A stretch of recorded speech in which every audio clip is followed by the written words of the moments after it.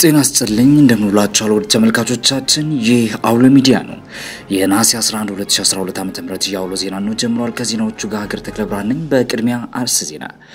የብሔራዊ መረጃና ደህንነት አገልግሎት በአቶ ልደቱ አያሌው እጅ የተገኘውን ሽጉጥ እንዳላስታጠቃቸው መርማሪ ፖሊስ አስታውቋል።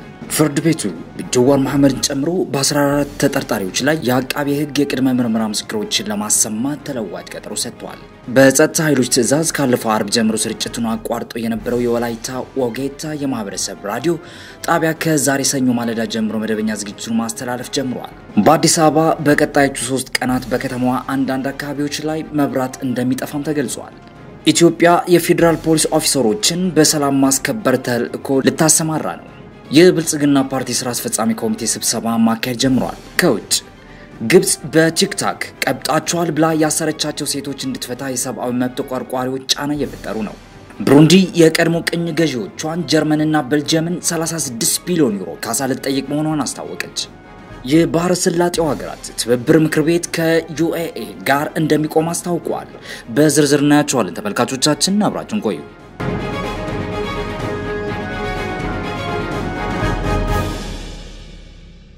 የብሔራዊ መረጃና ደህንነት አገልግሎት በአቶ ልደቱ አያሌው እጅ የተገኘውን ሽጉጥ እንዳላስታጠቃቸው መርማሪ ፖሊስ አስታውቋል። የብሔራዊ መረጃና ደህንነት አገልግሎት በአቶ ልደቱ አያሌው እጅ የተገኘውን አንደኛው ሽጉጥ እንዳላስታጠቃቸውና ሽጉጡ ኢሳያስ ወልደ ጊዮርጊስ በተባለ ሰው ስም የተመዘገበ ነው ሲል ምላሽ መስጠቱን መርማሪ ፖሊስ ገልጿል። ዛሬ ለሶስተኛ ጊዜ በቢሾፍቱ ከተማ ወረዳ ፍርድ ቤት የቀረቡት አቶ ልደቱ አያሌው አቶ ኢሳያስ በወቅቱ የብሔራዊ መረጃና ደህንነት አገልግሎት ምክትል ኃላፊ እንደነበሩም ጠቅሷል። ይሁንና እሳቸው ኃላፊነታቸውን ተጠቅመው የሰጧቸው መሆኑን ያብራሩ ቢሆንም መርማሪ ፖሊስ ከብሔራዊ መረጃና ደህንነት አገልግሎት ያቀረበው ማስረጃ ግን ተቋሙ ያስታጠቃቸው እንዳልሆነ ተመልክቷል። ፍርድ ቤቱ በባለፈው ቀጠሮ በሀገር ውስጥ የልብ ሕክምና እንዲያገኙ አዞ የነበረ ቢሆንም አቶ ልደቱ ላንድማርክ ሆስፒታል ክትትል ማድረጋቸውና የልብና የአስም ህመምተኛ መሆናቸውን የሕክምና ማስረጃ በጽሁፍ አያይዞ ቀርበዋል። ፍርድ ቤቱም ይህን ተረድቶ ወደ ውጭ ሀገር ተጉዘው እንዲታከሙ እንዲፈቀድላቸው እንዲሁም የታሰሩበት እስር ቤት ለበሽታ ተጋላጭ እንደሚያደርጋቸውና የጤናቸው ሁኔታ አደጋ ውስጥ እንደሆነ በመጥቀስ በዋስ እንዲፈቱ ጠይቀዋል። አቶ ልደቱ ከዚህ በፊት በቀረቡበት ጊዜ ጥብቅና የሚቆምላቸው ሰው ማጣታቸው መግለጻቸውን ተከትሎ ፍርድ ቤቱ ህገ መንግስታዊ መብታቸውን እንዲከበር በማሰብ የመንግስት ተከላካይ ጠበቃ አቁሞላቸዋል። መርማሪ ፖሊስ ባቀረቡት የዋስትና ጥያቄ ላይ በርካታ ምርመራ እየሰራ መሆኑን ገልጾ በእጃቸው ላይ የተገኘ ኤሌክትሮኒክስ እቃዎች ፎረንሲክ ምርመራ መላኩንና ውጤት እየተጠባበቀ መሆኑን በመግለጽ የጀመረው ምርመራ ስራ አጠናቆ እንዲቀርብ ተጨማሪ የ14 ቀን ይሰጠኝ ሲል ፍርድ ቤቱን ጠይቋል።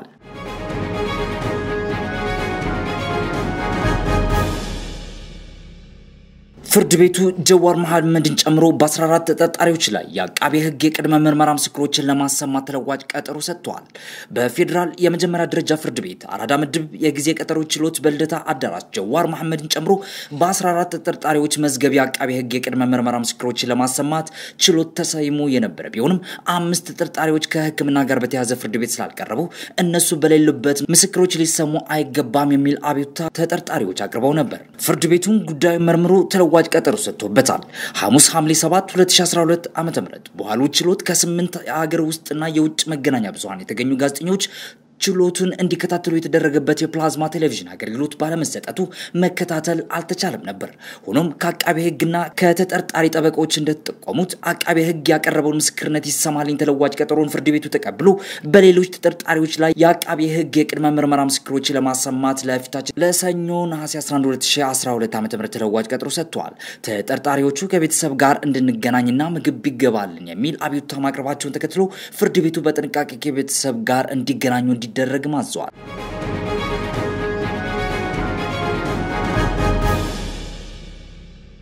በጸጥታ ኃይሎች ትዕዛዝ ካለፈው አርብ ጀምሮ ስርጭቱን አቋርጦ የነበረው የወላይታ ወጌታ የማህበረሰብ ራዲዮ ጣቢያ ከዛሬ ሰኞ ማለዳ ጀምሮ መደበኛ ዝግጅቱን ማስተላለፍ ጀምሯል። ጣቢያው ስራውን የጀመረው የጸጥታ ሁኔታ የተቆጣጠረ ከሚገኙ ኮማንድ ፖስት ኃላፊዎች ጋር ከተደረገ ውይይት በኋላ ነው ተብሏል። በሳምንት የመጨረሻ ቀናት በተደረገው ውይይት የራዲዮ ጣቢያው የስራ ኃላፊዎች የወላይታ ሀገር ሽማግሌዎችና ጉዳዩ የሚመለከታቸው የመንግስት ባለድርሻ አካላት መገኘታቸውን የራዲዮ ጣቢያው አስታውቋል። ራዲዮ ጣቢያው ባለፈው አርብ ስርጭቱን ለማቋረጥ የተገደደው ማሰራጫ ስቱዲዮን ወደሚገኝበት የጎተራ አዳራሽ ግቢ የገቡ የታጣቂ መከላከያ ሰራዊት አባላት በሰጡት ትዕዛዝ እንደነበርም የጣቢያው ጋዜጠኞች ገልጸው ነበር። የወላይታ ወጌታ ራዲዮ ጣቢያ ከታህሳስ 2010 ዓ.ም ጀምሮ በወላይትኛና አማርኛ ቋንቋዎች የተለያዩ ፕሮግራሞችን ሲያሰራጭ የቆየ ጣቢያ ነው። ጣቢያው በ96.6 ሜጋሄርዝ ኤፍኤም የአየር ሞገድ የሚያስተላልፈው የ15 ሰዓታት ስርጭት በወላይታ ዞን ያሉ አብዛኞቹን አካባቢዎች የሚሸፍን ሲሆን በአካባቢው ባሉ ሌሎች የደቡብ ክልል ዞኖችም ይደመጣል። ዘገባው የኢትዮጵያ ኢንሳይደር ነው።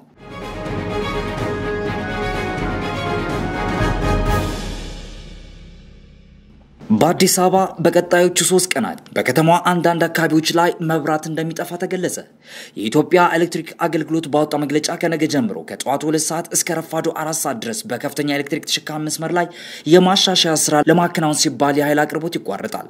በነገው ዕለት ከ2 እስከ 4 ሰዓት የኃይል አቅርቦት ከሚቋረጥባቸው አካባቢዎች መካከል በአዲሱ ገበያ፣ በሰሜን ማዘጋጃ፣ በላዛሪስ ትምህርት ቤት፣ በሩፋኤል ቤተክርስቲያን፣ በገርጂ ኮንዶሚኒየም፣ በኢምፔሪያል ሆቴል፣ በገርጂ ጤና ጣቢያ፣ በዳቺያ ቀለም፣ በገርጂ አንበሳ ጋራጅና አካባቢዎቻቸው እንዲሁም ቦሌ መድኃኔዓለም ቤተክርስቲያን፣ በአያት ሆስፒታል፣ በብራስ ሆስፒታል፣ በሚሊኒየም አዳራሽ፣ በቦሌ ሚኒ፣ በጎላጉል፣ በቺቺኒያ፣ በቦሌ ሚሊኒየም፣ በሳሚት ኮንዶሚኒየም እስከ በፍየል ቤት፣ በጊዮርጊስ ቤተክርስቲያንና አካባቢዎቻቸው ረቡዕ ነሐሴ 13 2012 ዓ.ም ከጠዋቱ 2 ሰዓት እስከ 6 ሰዓት የሚቋረጥባቸው ቦታዎች ደግሞ በዘነበ ወርቅ ቶታል፣ በአለርት ሆስፒታል፣ በገርጂ ዩኒቲ ኮሌጅ፣ በቦሌ ሆምስ፣ በቦሌ ሲቪል አቪዬሽን፣ በጎሮ አለማየሁ ህንጻ እንዲሁም በጃክሮስ በተወካዮች ምክር ቤትና አካባቢዎቻቸው እንዲሁም ብራስ ደስታ ሆስፒታል፣ በኢየሩሳሌም ሆቴል፣ በእምብልታ ሆቴል፣ በእንቁላል ፋብሪካና አካባቢዎቻቸው ነው። በተጨማሪም ሐሙስ ነሐሴ 14 2012 ዓ.ም ከጠዋቱ 2 ሰዓት እስከ ረፋዱ 4 ሰዓት ድረስ የሚቋረጥባቸው ቦታ በኢትዮ ፕላስቲክ፣ በየነገው ሰው ትምህርት ቤት፣ በ1724 ታክሲ ማዞሪያ፣ በአዲስ ወጣቶች ማዕከል ስታዲየም እና አካባቢዎቻቸው እንዲሁም ከጠዋቱ 1 ሰዓት እስከ ቀኑ 10 ሰዓት ድረስ በቦሌ መድኃኔዓለም ቤተክርስቲያን፣ በአያት ሆስፒታል፣ በብራስ ሆስፒታል፣ በሚሊኒየም አዳራሽ፣ በቦሌ ሚኒና አካባቢዎቻቸው በመሆኑ ከወዲሁ አስፈላጊውን ጥንቃቄ እንዳደርጉ ተቋሙ አሳስበዋል።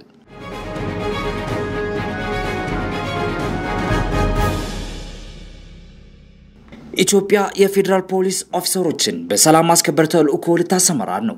በዓለም አቀፍ የሰላም ማስከበር ተልዕኮ የፖሊስ ኦፊሰሮችን ተሳትፎ ለማሳደግ እየሰራ እንደሚገኝም የፌደራል ፖሊስ ኮሚሽን አስታውቋል። ከዚህ ቀደም በዓለም አቀፍ የሰላም ማስከበር ተልዕኮዎች ዙሪያ የኢትዮጵያ ፖሊስ ተሳትፎ ዝቅተኛ ነበር ያለው ኮሚሽኑ ለመጀመሪያ ጊዜ የፎርሚድ ፖሊስ ዩኒቲ ስልጠና የወሰዱ 180 ኦፊሰሮች ተልዕኮ ስምሪት መዘጋጀታቸውን ገልጸዋል። ኦፊሰሮቹ በኢትዮጵያ ፖሊስ ዩኒቨርሲቲ ኮሌጅ ስር በሚገኘው የሰላም ማስከበር ስልጠናና ድጋፍ ማዕከል የቅድመ ስምሪት ስልጠናቸውን ፕሪ ዲፕሎይመንት ትሬኒንግ የወሰዱ ናቸው። ኢትዮጵያ የዓለምን ሰላም ለማስከበር በግንባር ቀደምትነት ከሚሰልፉ ሀገራት መካከል ቀዳሚ ነች። እንደ አውሮፓውያኑ አቆጣጠር ከ1951 ጀምሮም በሩዋንዳ፣ በብሩንዲ፣ በሱዳን፣ በደቡብ ሱዳንና በሶማሊያ ሰላምን አስከብራለች። በአሁኑ ወቅትም ከ8000 የሚልቁ የሰላም አስከባሪ ጦር አባላቷ በተባበሩት መንግስታትና በአፍሪካ ህብረት ጥላ ስር ሆኖ በሶማሊያና በአብዩ ግዛቶች ተሰማርተው እንደሚገኙ መረጃዎችን ያመለክታሉ።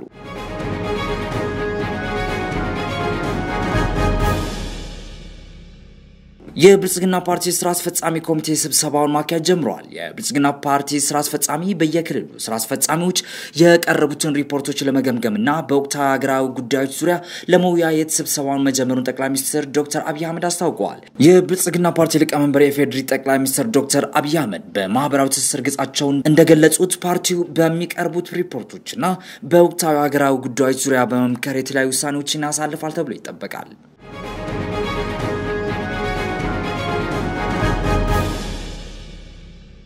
ከውጭ ወደ ያዝናቸው መረጃ አልፈናል ተመልካቾቻችን። ግብጽ በቲክታክ ቀብጣቸዋል ብላ ያሰረቻቸውን ሴቶች እንድትፈታ የሰብአዊ መብት ተቆርቋሪዎች ጫና እየፈጠሩ ነው። ቲክታክ በተሰኘው የማህበራዊ ድራማ መተግበሪያ ቀብጣቸዋል ያለቻቸውን ሴት የቲክታክ ዝንኞችን በማሰሯ ነው በግብጽ ላይ ጫናው የበረታው። ሴት ልጆቹ በቲክታክ በኩል ፖለቲካው ተቃውሞ በማሰማታቸው አይደለም የታሰሩት፣ የግብጽ ቤተሰባዊ እሴት የሚል ተግባር ፈጽማቸዋል ተብለው ነው። ሴቶቹ በቲክታክ በቄንጠኛ ልብሶች አጊጠው ሲደንሱ ነው የሚታዩት። ከነሱ ውስጥ 5ቱ እያንዳንዳቸው 2 ዓመት ተፈርዶባቸዋል። ደንግጠናል፣ እህቴ ምንም መጥፎ ነገር አልሰራችም፣ ወንጀለኛ አይደለችም፣ መታወቅ ፈልጋ ነው ቲክታክ ላይ የወጣችው ብላለች። ረሃዋ የምትባል የታሳሪዋ እህቷ መዋዳ በቲክታክ ቀብጠሻል ተብላ 2 ዓመት እስር ተከናንባለች። መዋዳ 22 ዓመታት ሲሆን የዩኒቨርሲቲ ተማሪም ናት።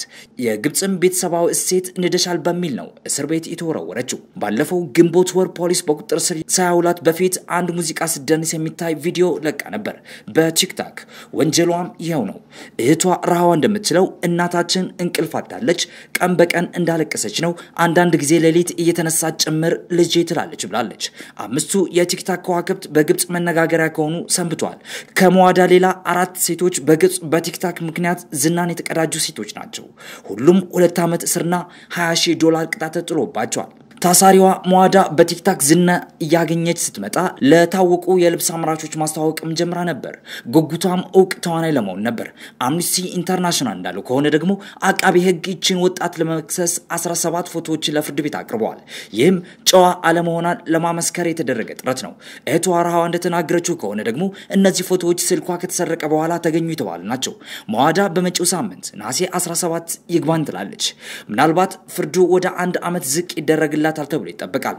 እህቷ ለቢቢሲ እንደተናገረችው በርካታ ተዋንያን እንደ እህቴ ለብሰው በቴሌቪዥን ይታያሉ፣ ማንም ምንም ብሏቸው ግን አያውቅም። መዋዳ ፍርድ ቤት ቀርባ ዳኛው ቅጣቱን ሲያነብላት ራሷን ስቷ መውደቋን ተዘግቧል። በዛሬው ዕለት ከወደ ካይሮ የተሰማው ሌላኛው ዜናው ደግሞ ግብጻውያን ሴቶች መብታቸው ለማስጠበቅ እንዲሁም የሚደርሳቸው ወሲባዊ ጥቃት ለመከላከል ሲባል አዲስ ሕግ መውጣቱ ተዘግቧል። የሴቶችን መብትና የሚደርሳቸው ጥቃት ለመከላከል መንግስት ቁርጠኛ ነኝ ቢልም በሌላ በኩል ይህን መሰል የመብት ክልከላ ከመንግስት በኩል መሰማቱ ብዙዎችን እያነጋገረ ይገኛል።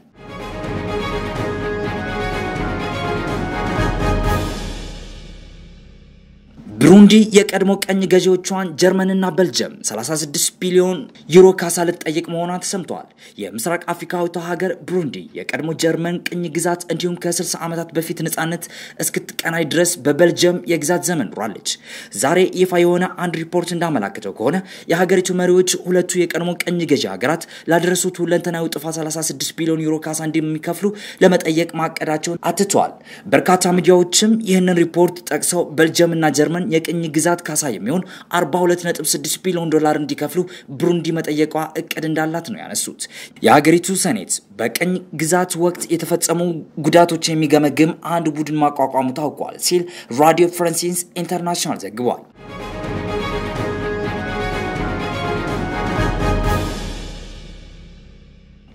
በመጨረሻም ዩናይትድ አረብ ኤምሬት ዱባይ የባህር ስላጤው ሀገራት ትብብር ምክር ቤት ከዩኤኢ ጋር እንደሚቆም አስታውቀዋል። የባህር ስላጤው ትብብር ምክር ቤት ዋና ጸሐፊ በተባበሩት አረብ ኤምሬቶች ሉዓላዊነት እንዲሁም በሰላምና ደህንነቷ ላይ የሚቃጡ ስጋቶችን በመመከት ምክር ቤቱ በጋራ መከላከል መርህ መሰረት ከሀገሪቱ ጎን እንደሚቆም አስታውቀዋል።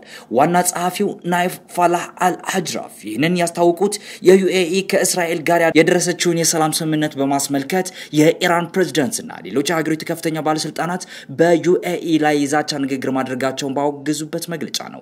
ዩኤኢ እና ኢራን መደበኛ ግንኙነት ለመጀመር የሰላም ስምምነት መድረሳቸውን በርካታ ሀገራት ያስደሰተ ቢሆንም ኢራን በጽኑ ኮንነዋለች። ፍልስጤምም ስምምነቱን ካልደገፉት መካከል ናት። ስምምነቱ ተከትሎ ዩኤኢ እና እስራኤል በትናንትናው ዕለት የስልክ መስመራቸውን የከፈቱ ሲሆን ዜጎቻቸው በቀጥታ ስልክ መደወል ጀምረዋል። የሁለቱ ሀገራት የውጭ ጉዳይ ሚኒስትሮች በስልክ ሰላምታ መለዋወጥ የስልክ መስመር መከፈቱን አብስረዋል። ተመልካቾቻችን የዛሬ ነሐሴ 11 2012 ዓ.ም ያውሎ ዜናዎቻችን ነበሩ። ዜናዎቹን ወደ እናንተ ያደረስኩት ሀገር ተክለ ብርሃን ነበርኩኝ። ሰላም፣ መልካም ምሽት።